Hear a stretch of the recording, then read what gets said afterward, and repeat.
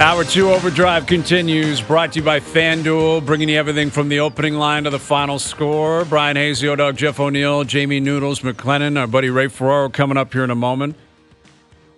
Ray's taking where the Leafs are at right now. I'll say this, Ilya Samsonov, he wasn't tested a lot last night, but he played well. Well, that save on Bjorkstrand on the back door, that was the one-timer at 2-1, halfway through the third period? Mm-hmm. That was a huge save. Yes. That was a great You go out save. there, guys, it's like you come home 500, I'm generally a happy person. I agree. You know what I mean? Like, you're playing some tough teams. They could have had the game in Edmonton. Vancouver was what it was, but it's like you come home 500, I think everyone's generally got a smile on their face and they got something to build on. Yeah, and I would say the same thing with this Winnipeg home and home. You find 2 points out of this and you go 3-3 over these 6 games. Now, there's fires that have to be put out. Yeah, exactly. And the thing is, with the Edmonton game, they had a lead in that game and they blew it. But it was a game where it's tied in the third period. The Vancouver game tied in the third period. They found a way to throw those away in regulation, which hurts, even more because of the nature of, the point system in the NHL. But they won the games they were supposed to. You're supposed to beat Calgary. Seattle's very depleted with injury right now. They don't have much offensive punch. And they took care of business against those two teams. I don't know what that ultimately says about you if you just go on a road trip and you beat teams that you're supposed to beat, and the other ones, it was kind of – but at the end of the day, like I said, you go and travel and play in tough teams in their barn and you come home 500, it should have been over. That's why that first game of a road trip seems to be so important all the time. They almost had it, but they didn't. But I think they got something to build on.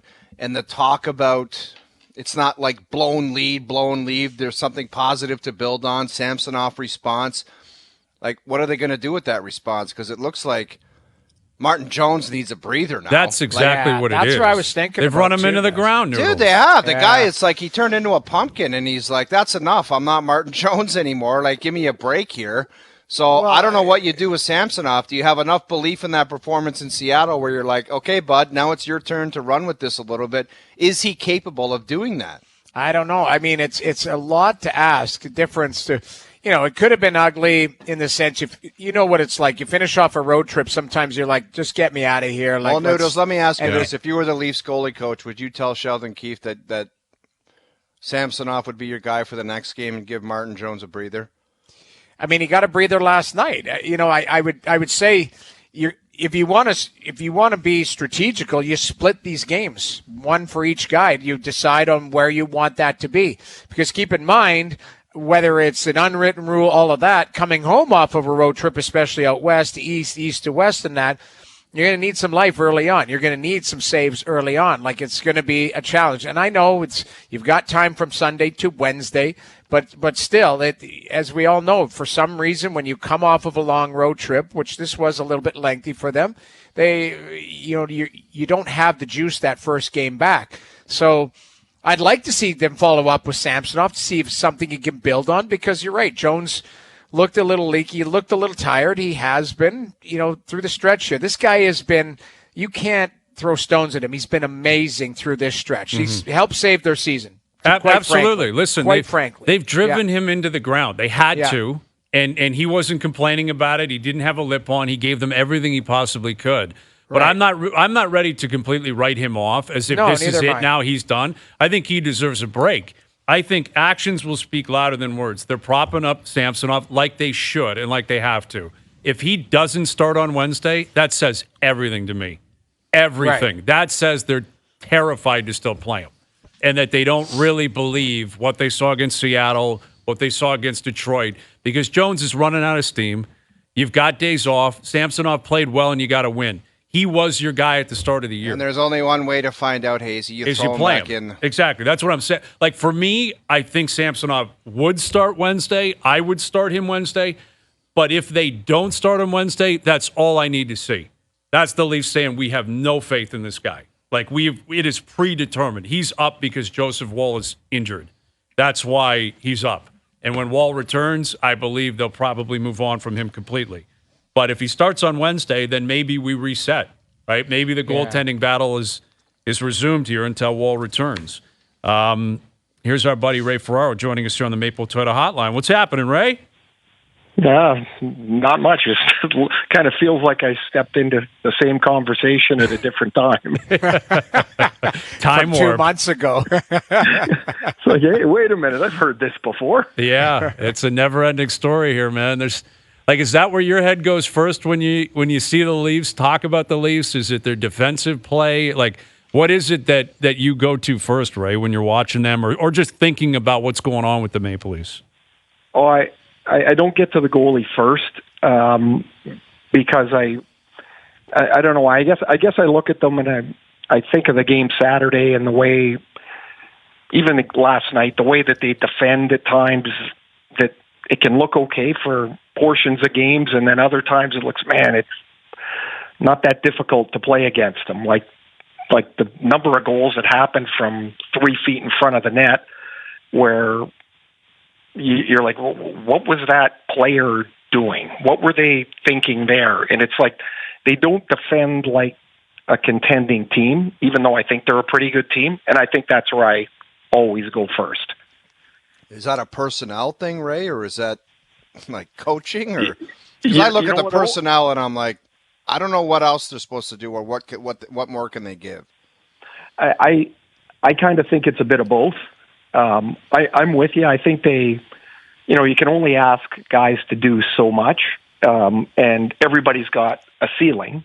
Like, they could have asked us to do more than we were capable of doing, and maybe you can do it for a couple of weeks or a month or something. Maybe Martin Jones is a great example of that. But eventually you come to the level that you are. Like, when I look at their defense in just the personnel of it, I'm like, who is going to be a rock for them?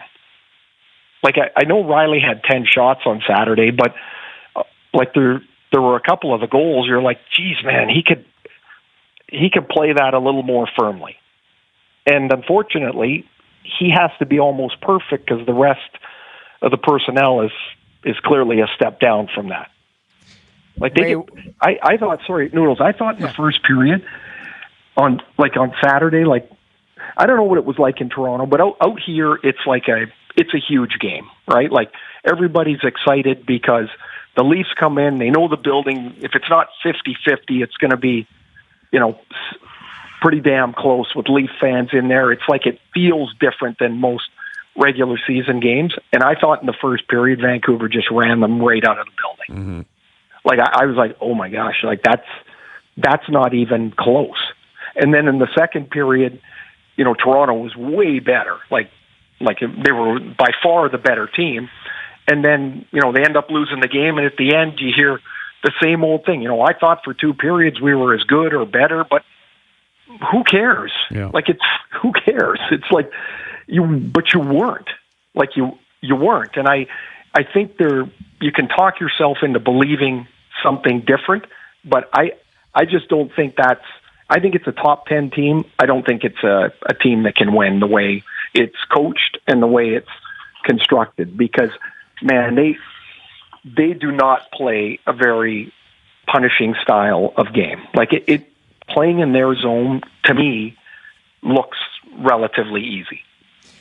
Ray, Hayes had this comment last week, and I think it's a fascinating take because a lot of people agree with it.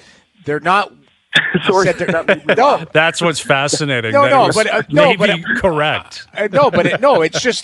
It was measured and reasonable as far after this loss, and I was like, okay, it's just a great take. He said they're not one move away. They're multiple pieces away. So where would you start? Because if it's goaltending or D or depth up front, like where do you start if you're Brad Treliving or you're Sheldon Keefe, like where do you start with this group and say, okay, that needs fixing and that might have a trickle-down effect? Well, I look and I think if you're going to win, there has to be a more firm spine to the team. And so I'm with you. It's not one move. Like, they could go, in the past it felt like they were chasing that harder to play against defensemen and harder to play against forward, and that led to a first rounder for Foligno and, a couple of draft picks here and 2 more picks there. I think that's a mistake this year.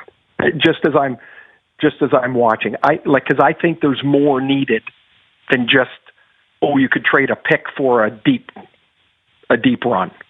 I don't believe that. So I'm almost on the side of tinker around the edges, and maybe you get hot in the, as you get into the playoffs. But I wouldn't spend great capital going with this team right now. It feels like it needs a bit of a reset. I mean, do you think John Tavares is just all of a sudden going to find it again? Maybe, but to what level? Right? Like to what level? Right. Is Timothy Liljegren all of a sudden going to be like a rock solid top 3 defenseman? Is Brody going to find his game again? Like, is Gio going to be 6 years younger or 5 years younger? Like right. It's a great discussion because, the old saying, you can throw good money after bad, and you can keep trading picks and things and future assets, and to what end? Like to win 1 series, to win 2 series? I'm starting to look at this like I don't see a clear favorite, and maybe part of it is because Vegas has no players, and you don't even know what the hell they are right now because, man, I think the other night they had 7 guys that should be in the American League, that would be in the American League rather, that are playing for them because they have nobody. The guys that are hurt on their team are like crazy important guys. Maybe they're the best team that we don't know yet. But can Toronto get to a level like that? Can they be Florida of last year? I just don't. What about Florida this year? Oh, man, every time I look at Florida, I'm like, man, I think Paul Maurice is doing an unbelievable job because they don't have, at the start of the year, Montour and Ekblad and Bennett, and every 2 weeks it seems like, they're just about getting healthy, and then there go 2 more guys. Mm-hmm. And I think they're a bear to play against. They're kind of dirty. They're kind of mean. They're a little bit of a throwback team. They're really good. Like right now, they're playing with a Barkov again, and you're like, geez, they're going to be way better when he comes back. But I just don't see Toronto in that ball game. No, I don't see it this year like that. I don't disagree with you. I don't think many people would, Ray. I wonder if it's possible, and I'll ask you guys. You've been in these rooms before. Like, is it possible for them to take on a different complexion, like a different approach, a different attitude on the ice?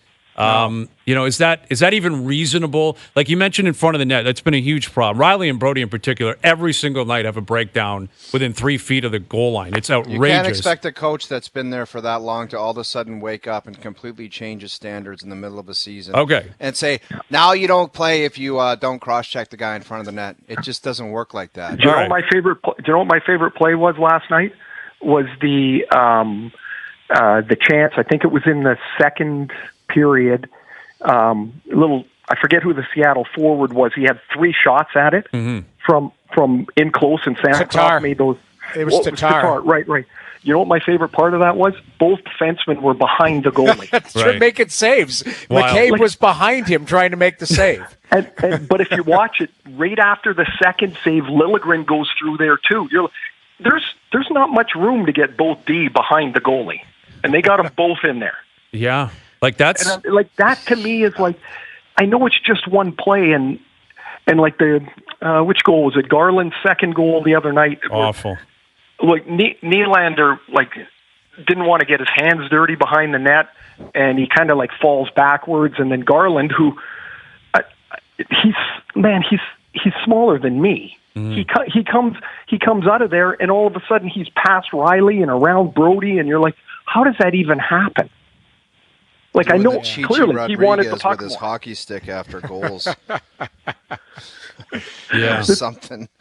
No, but that's what we're talking about, right? Like, I guess that's what I'm asking. Like, if Keefe or anyone else could come in and say, anyone that's within 3 feet, I don't even care if you take a penalty early in the game, make sure the opposition knows it is death if you come close to this net. Like, I don't. Oh, so like I mentioned, after that long. I know that. I guess, but that's all. That's the only thing I can think of that might bring a different complexion to the team. Where I say, all right, maybe they could do something like Florida, because the personnel isn't there for them. But is there an approach or a mentality that could possibly have some sort of tangible effect? I'm going to say no, Brian, because you can't.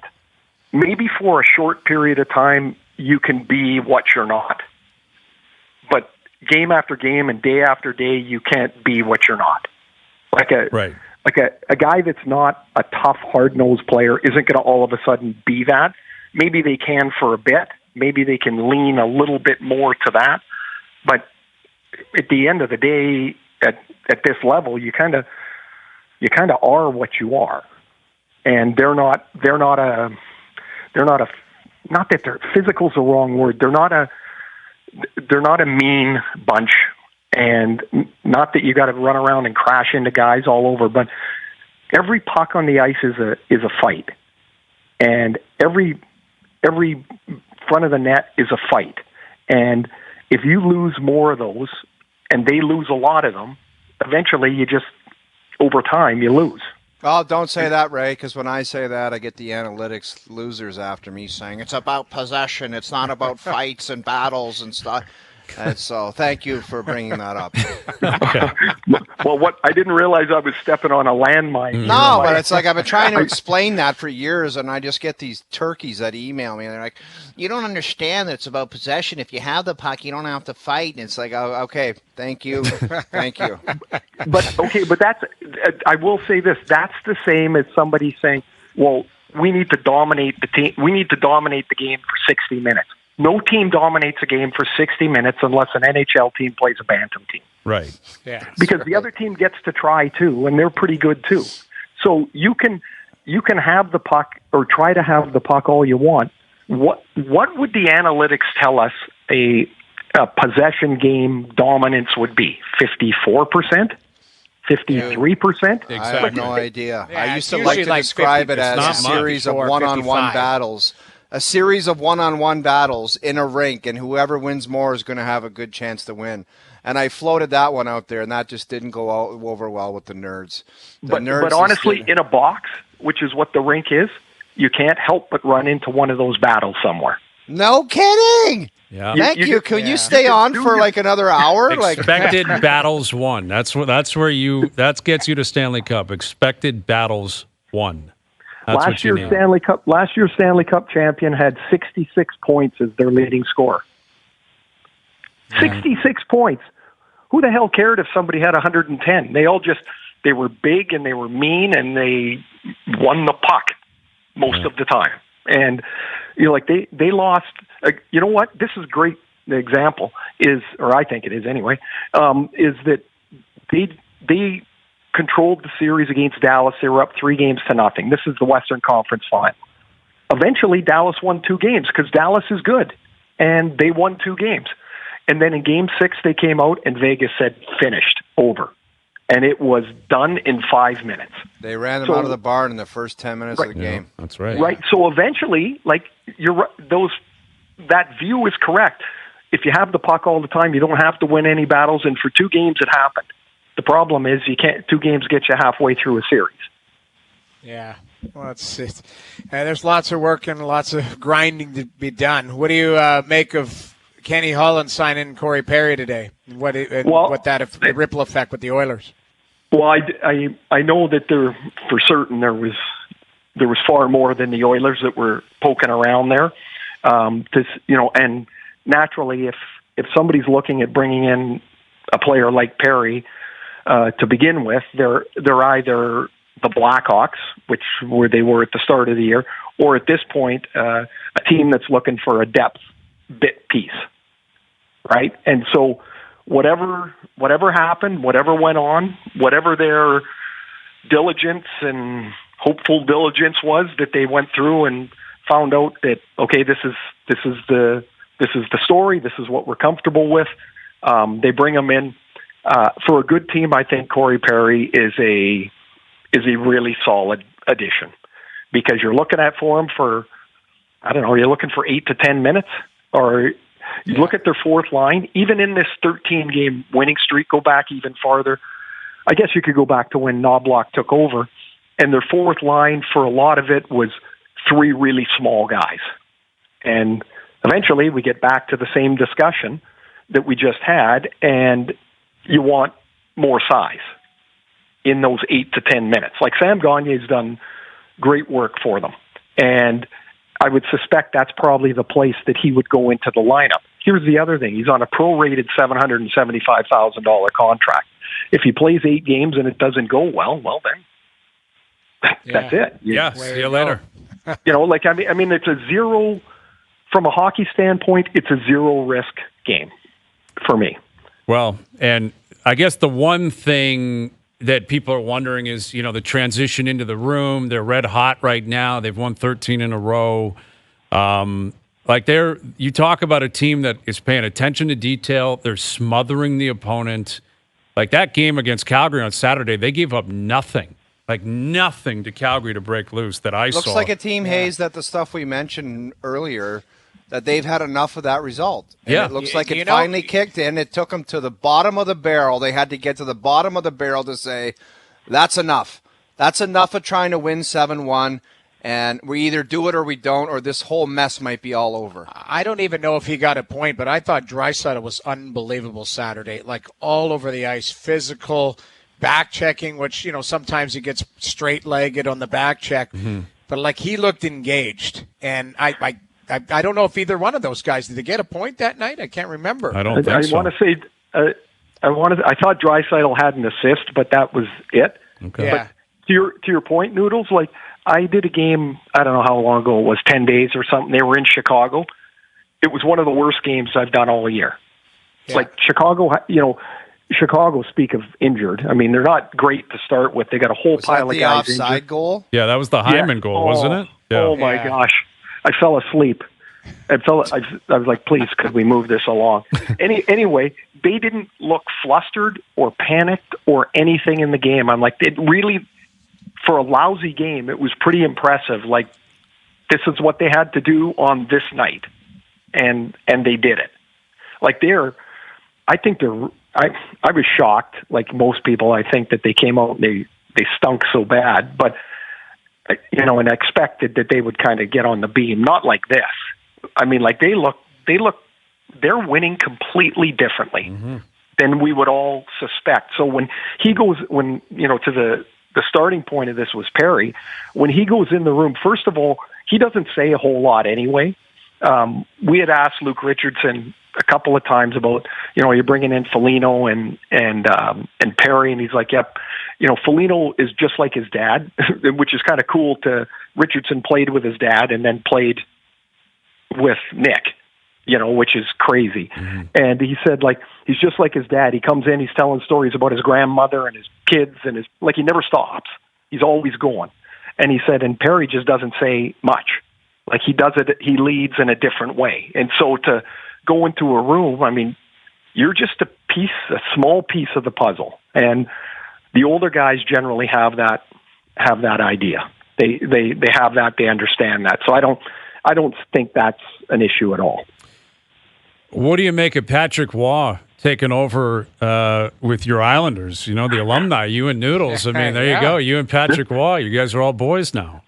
Well, I did laugh because I saw Robert Bortuzzo when he got picked up, and he got picked up on a Tuesday, and I did a game on Thursday. I hadn't seen him in an Islander jersey yet, and he was clean shaven, and I was like, "Oh my God, you look different." He goes, "This is ridiculous." He goes, "Look at this." Yeah. He was laughing at and so when I saw Waugh yesterday, I haven't seen him without that Santa Claus beard forever.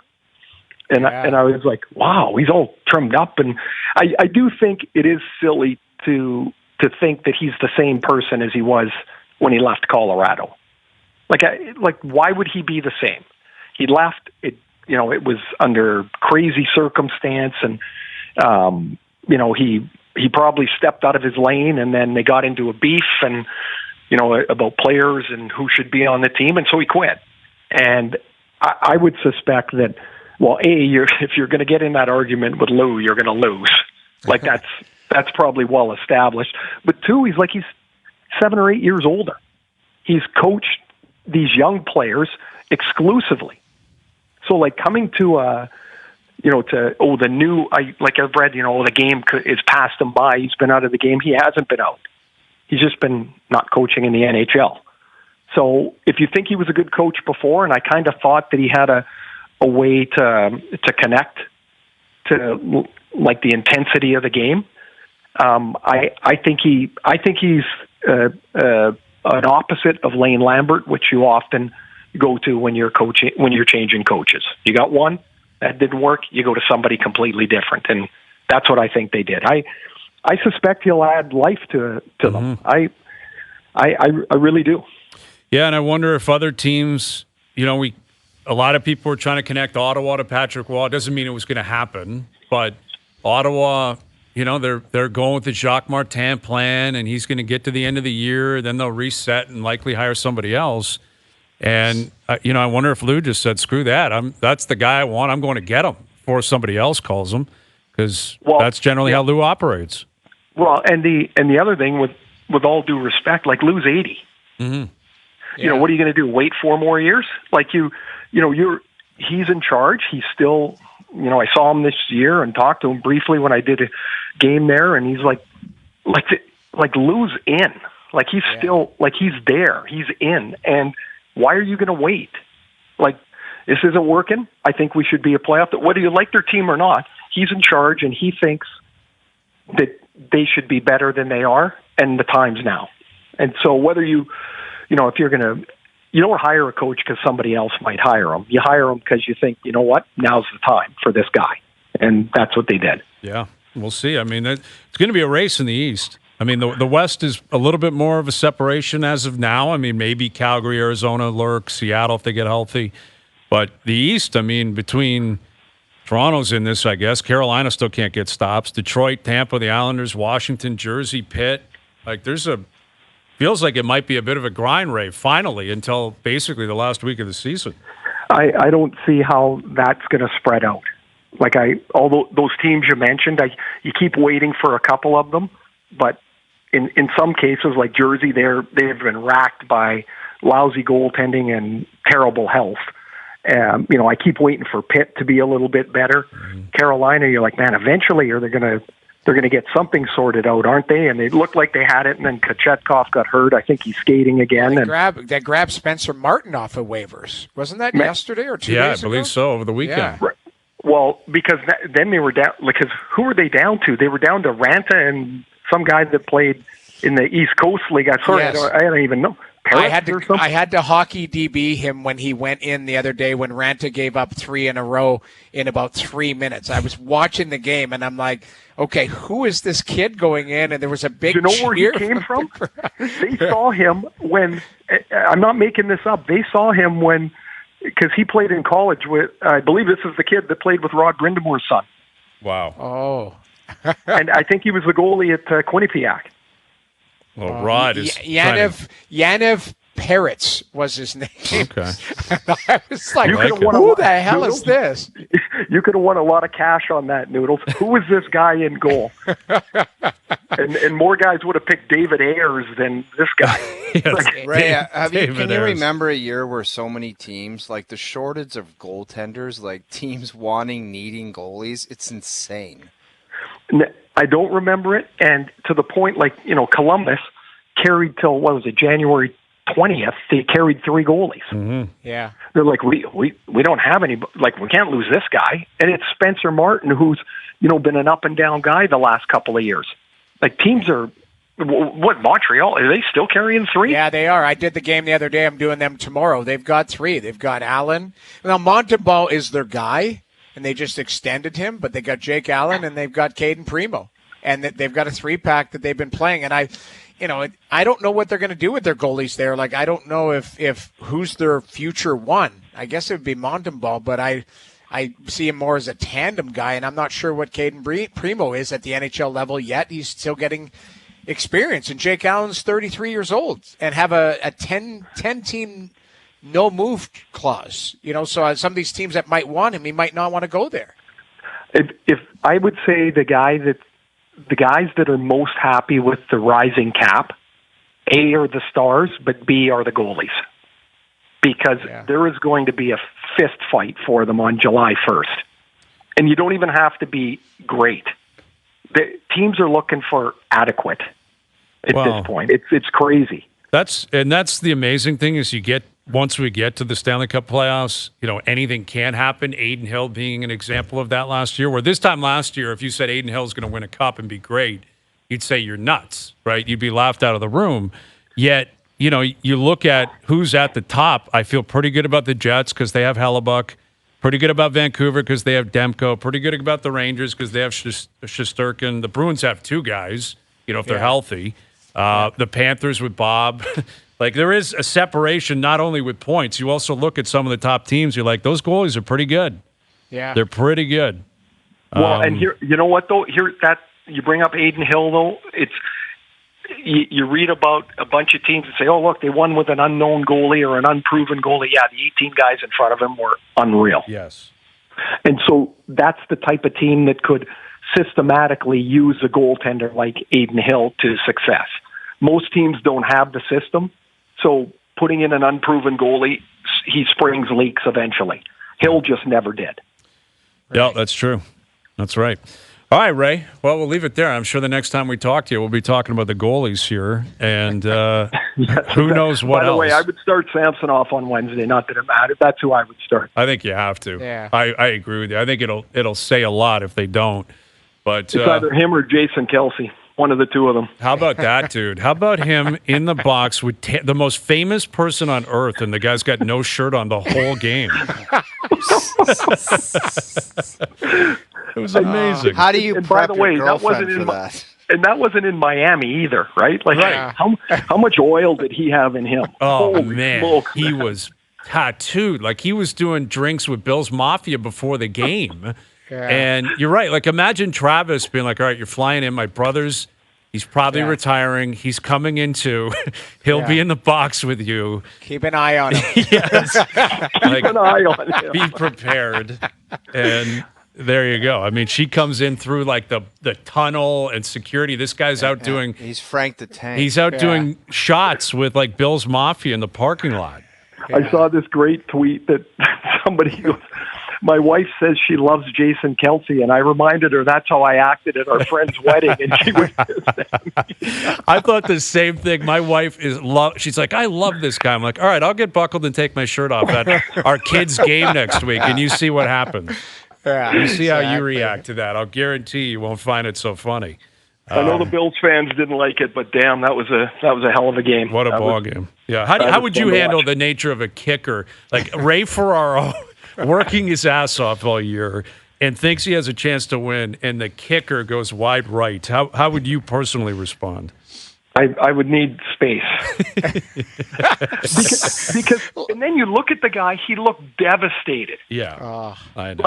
Like the poor bugger's out there, and you're like, you can say, oh, you got one job. Can you imagine? Oh. That must look like kicking it through an eye hole of a needle. Mm-hmm. The posts, they had that one shot, and the posts were waving.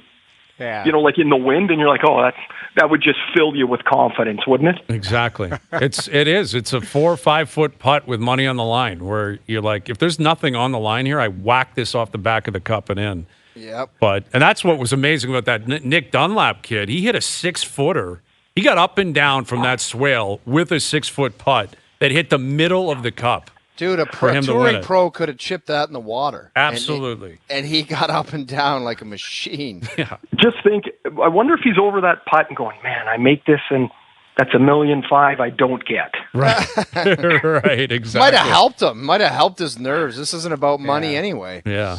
What a stud, man. That kid. Was awesome. That was incredible. It was a pretty good TV watching weekend. Yeah, it was the best of the best, no question. All right, buddy, we'll do it again soon. Thank you for this.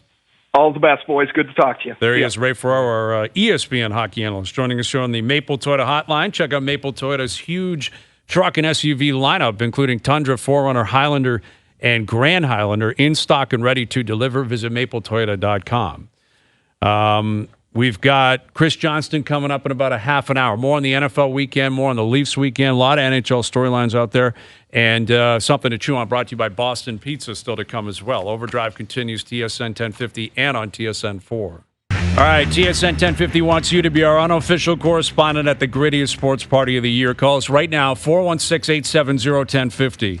416-870-1050. The first caller through with the correct keyword announced this morning on First Up wins a $100 Golf Town gift card and qualifies for the grand prize draw. The grand prize includes a trip for two to Scottsdale, Arizona, a 4-night hotel stay, 2 tickets to the closing weekend of the Waste Management Open, an additional $1,000 Golf Town gift card, a custom full bag fitting at Golf Town Studio X, and a $500 cash inclusion to spend on the trip. Full contest details available at tsn1050.ca. That is just a lights out giveaway.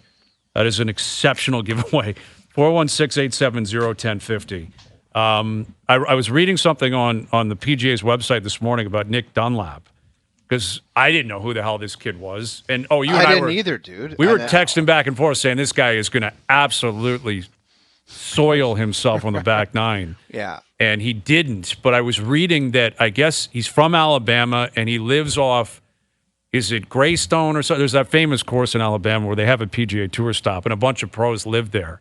And I guess this kid shot 59 when he was 12 years old and was taking money off like pros and adults at the club to the point where the pro had to go to him and say, you can't play with them anymore.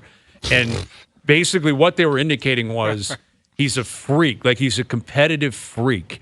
And that stood out to me because I think it applies to every single sport. I think we see it with Mahomes. I think we've seen it with like Sidney Crosby. We saw it with Michael Jordan, with Kobe, that you obviously, in every sport, to be great, you need talent. You just need natural talent. That's a big separator from the average person. Yeah. You need a work ethic. You got to work at your craft. But then the last part of it is probably the most important part to separate once you get to the top, and that is being a competitive freak. All you want to do is win. All you want to do is compete. All you want to do is put yourself in a position where you learn how to breathe in those situations. Where, like, this kid's 20 years old.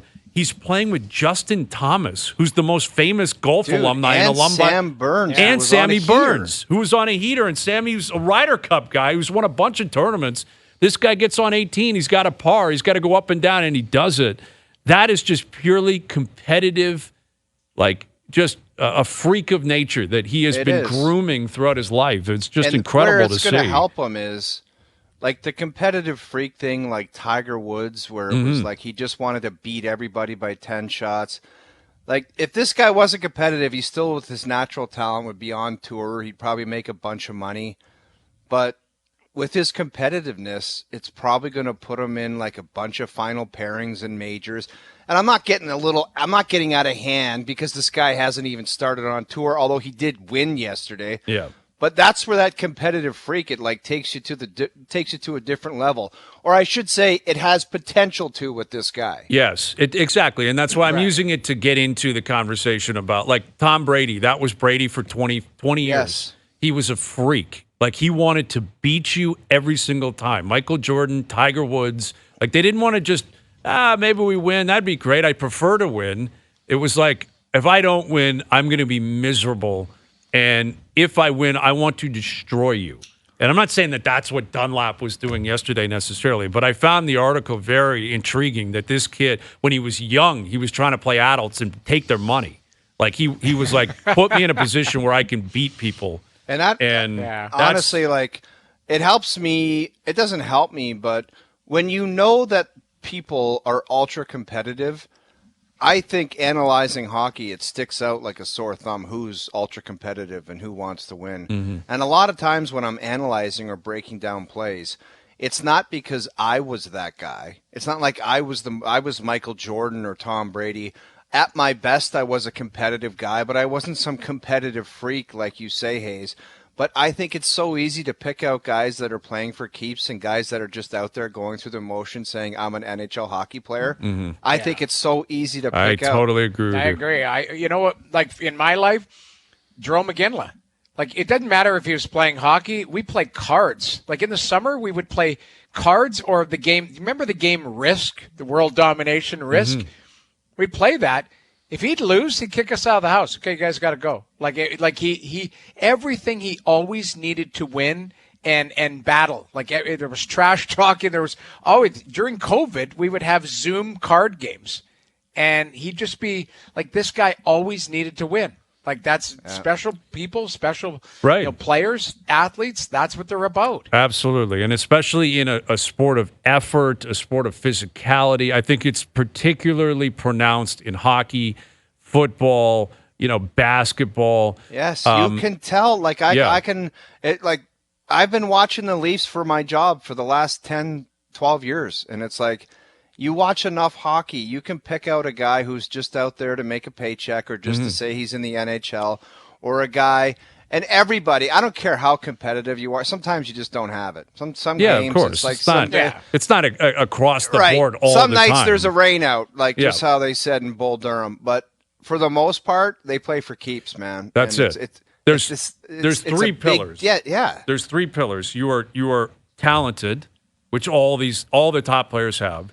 You work hard, which all the top players have. And then there's the competitive freak. That's what separates from a guy who's like, in the NHL, hey, he had 90 points too, but he didn't win. You know why? Because the guy who had 90 points on the other team was a freak of nature. Yeah, and the competitive freak, it seems like you align that with the Bradys and the Michael Jordans and the Kobes and the Tiger Woods. But the other guys, like, there could be third or fourth line guys that are competitive freaks, but I call that just playing for keeps. Mm-hmm. Where it's like, I'm going to win a battle and I'm going to do my thing, and I'm not just out here to be out there. I could show you hundreds of guys that are just out there doing their thing, and it's like, win, lose, or draw. Because you know what? I spent 2 or 3 years, the first part of my career, you don't even know the difference between winning and losing, and you're just out there. You're like, I'm in the NHL, man. I got a cottage in Muskoka, and it's like the greatest thing, but you have no idea about winning and what it takes and being competitive. And I didn't even win squat. Mm. Well, it is, and it is like you can point it out very quickly. And I noticed it last week. Like Nathan McKinnon plays for keeps. That guy. That's it. That's it. It took him a while to win. But you watch certain guys, especially in the hockey world, like it's not like they don't care. Everyone cares. But there's certain guys, they lose sleep at night. Yes. Where that guy is like motivated and he'll be a lunatic the next game if they lose or get embarrassed or something like that. And, Nathan McKinnon's, for me, his TSN turning point. Remember in the media after, he's like, I've been in this league and I haven't done anything. 9 years. Remember, he said, I haven't done anything in 9 years. They won the next year. So this guy, it ate him up that he hadn't done it. He hadn't gotten to the ultimate prize, That's exactly it. It's everyone would prefer to win, obviously. Yeah. That's what always drives me nuts when you start having these discussions and people are like, oh, you don't think they want to win? Of course. Who wouldn't prefer to win? But it's not a preferential scenario. It's you got to go and get it. Obviously teams would prefer to win. The Detroit Pistons would prefer to win. They don't. I like the idea of hating losing. Like there's some guys that everyone likes to win, and it's like, winning is cool. But the idea of being motivated by the thought of losing and how much you hate that, not everybody hates it. No. Yeah. That's absolutely right. All right, CJ coming up. Trey Wingo, more on the NFL weekend, more on the Leafs weekend. Leafs with the Jets in town on Wednesday, then at Winnipeg on Saturday. It's going to be a great big week for them. Overdrive continues, TSN 1050 and on the TSN app. All right, CJ coming up. Something to chew on, brought to you by Boston Pizza. Our best bet still to come as well. The lines are already out. Last time I checked, it was on FanDuel. Niners 6.5-point favorites at home against the Lions, and the Ravens 3.5-point favorites, I believe, against the Chiefs. Again, that's on FanDuel. Those lines are likely to move, but later in the week we'll make our picks. Doesn't your initial instinct, Hayes, say the Chiefs are going to win the Super Bowl somehow? Like, it just. Well, I know they go through. Like Brady had that too, man, where it was like, they don't look like it this year, and then all of a sudden the playoffs start, and it's like they're going to win. Yeah. We're going to get to that with something to chew on in the next hour. The Mahomes pursuit of GOAT status. But what I will say is, watching him, it's the exact same experience as I had with Brady, where he's just as clutch. Like, I expect him to win, which is, I think, what you're alluding to right now. It's not that he's not going to win every time, clearly. He lost to Brady in the Super Bowl. He lost to Joe Burrow a couple of years ago. He very well could lose to Baltimore. Baltimore's a better team, and they're at home. But Brady in his prime, I was like, that guy's going to win. Like, he's going to find a way to win. He's the most clutch athlete I think I know of. And Mahomes, I think, has matched that Like, he hasn't had enough time to match the amount of Super Bowls and wins and statistics and MVPs. But simply watching him and saying, I think he's clutch enough to get the job done, I think he's already reached Brady status in terms of, like, having that type of intangible, which is really, really incredible. Like, guys, like, Brady retired a year ago, and he's already got a guy on his heels. Like, you would think he'd say, can you give me a few generations? Like, let's talk about some kid that gets drafted in 2042 that might catch me. This guy, Mahomes, like, Brady was playing against Mahomes. And Brady beat him twice, which is something that will count, I'm telling you, 10 years from now. Like, you know how you have the LeBron-MJ debates all the time, and they never played each other really of substance that mattered? Right. That will be a mic drop for the pro-Brady crowd in 10 years, that Brady beat him twice. And once was at Arrowhead in the championship game. I think that was his last Super Bowl with the Pats. So, you know, that is pretty incredible. It is. But yeah, it's crazy. Like, you know, and Brady obviously had the career he had, and no one's taking anything away from him, but Mahomes is a freak. And I would assume Taylor Swift will be down there. Will Jason Kelce have the same performance in Baltimore? Like, does he go, how does he improve on that? Aren't they talking Travis retiring too? Yeah, there was a report on that. I can't imagine there's any substance. I mean, it's possible. He's got all the money in the world. He steps right into media. Yeah. Right. Yeah. Like, and it's his girlfriend. Now they're talking about maybe like a planned engagement. If he gets engaged, she's worth $1 billion. Oh, she's going to be on tour. Like, he'll do the soft stage retirement. manager. Very well. Maybe he's the stage manager for the Eras tour. Yeah. All right, final hour coming up. Overdrive continues. TSN 1050, soon to be on TSN 2.